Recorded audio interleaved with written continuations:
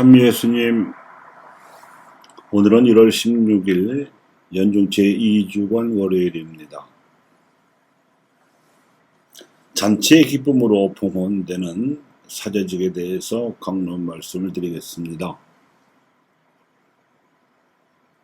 오늘 복음에서 예수님께서는 단식에 대한 항의성 질문을 받으셨습니다.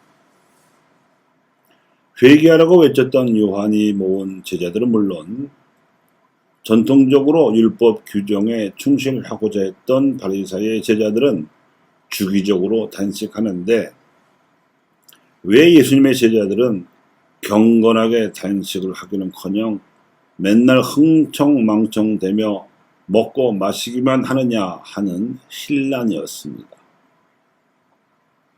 이는 사실상 에둘러서 예수님을 겨냥한 비난이었는데 하느님 나라의 복음을 선포하시며 병자들과 마귀 들린 이들을 고쳐주시고 세리와 죄인들과 잔치를 벌이시며 백성과 하나가 된 예수님의 생활 방식에 대해서 백성의 호응이 뜨거운 모습을 질시한 바리사이들의 반격이었습니다.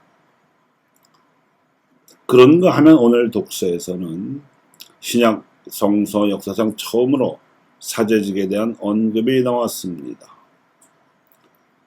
예수님을 십자가에 못 박아 죽게 만든 사실상의 주범이 유다교의 대사제였던 가야파와 안나스였기 때문에 히브리서가 쓰여지기 이전에 사제직에 대한 이미지는 대단히 부정적이었습니다.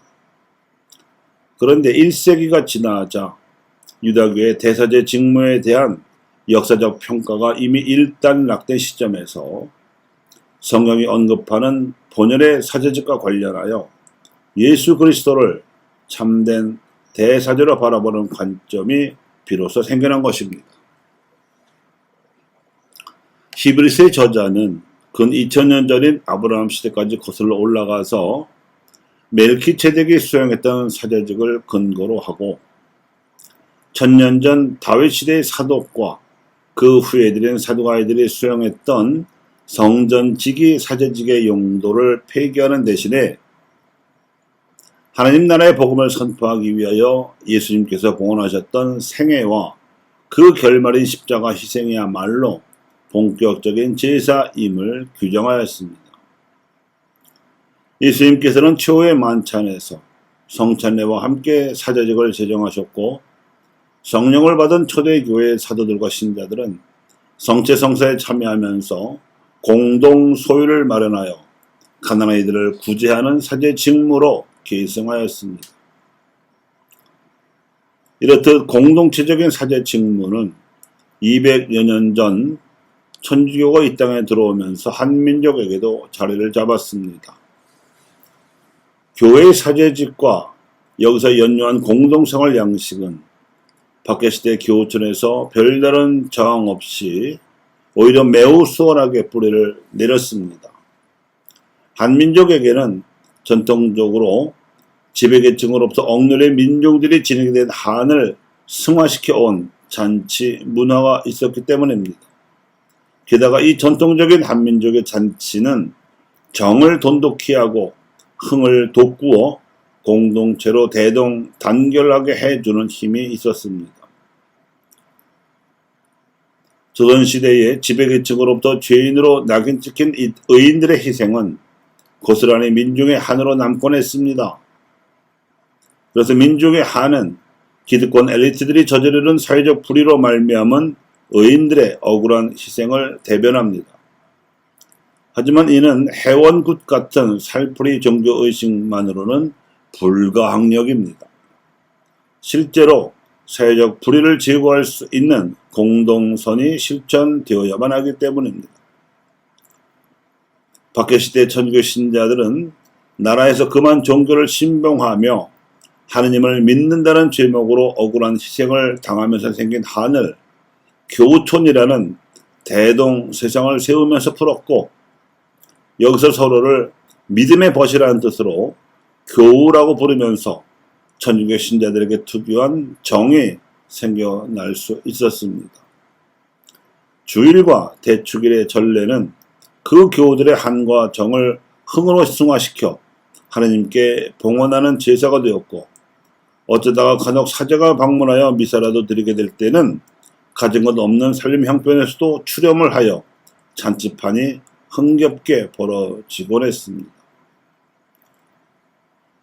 한과 정과 흥이 어우러져 조화를 이루는 잔치야말로 세속적 이기주의로 흐를 수 있는 샤머니즘의 무속 종교 의식을 성사화 시킬 수 있는 신앙 토착화의 길입니다. 예수님께서도 당시 지배계층인 바리사이들로부터 죄인으로 낙인 찍힌 이들과 자주 잔치를 벌이시면서 하느님 나라를 이 잔치에 비유하셨거니와 의로운 이들이 억울하게 당하는 희생이 하느님 나라의 발판이자 비옥한 토양이 되리라고 선언하기까지 하셨습니다. 행복하여라. 의로움 때문에 박해를 받는 사람들, 하늘 나라가 그들의 것이다. 사람들이 나 때문에 너희를 모욕하고 박해하며 너희를 거슬러 거짓으로 온갖 사악한 말을 하면 너희는 행복하다. 기뻐하고 즐거워하여라. 너희가 하늘에서 받을 상이 크다. 사실 너희에 앞서 예언자들도 그렇게 박해를 받았다. 사람들 눈에 경건하게 보이고 싶어서 단식을 주기적으로 하던 고루한 유다교의 종교적 인습을 타파하시고 새로운 생활 양식으로 당시 이스라엘 백성의 숨통을 트여주신 예수님의 뜻을 박해시대 우리 신앙 선조들의 실천에 비추어 계승하자면 오늘날에도 성사 생활에 대한 충실성은 한과 정과 흥이 어우러진 공동체의 잔치로 승화되어야 할 것입니다. 그래야 공동설에도 자발적으로 동참하는 노력이 자연스럽게 우러나오게 될 것이고 이것이 진정한 보편 사제직의 봉헌이 될 수 있습니다. 이러한 사제직의 봉헌이야말로 정교적으로 정통한 노선이며 민족의 정서에도 부합되는 것으로서 부활신앙으로 하나 되어서 새하늘과 새 땅으로 나아갈 수 있는 역사의 원동력이기도 합니다. 교우 여러분, 상처받고 소외된 이들을 찾아 함께 잔치를 벌이시던 예수님의 성심을 이해하고 본받도록 합시다.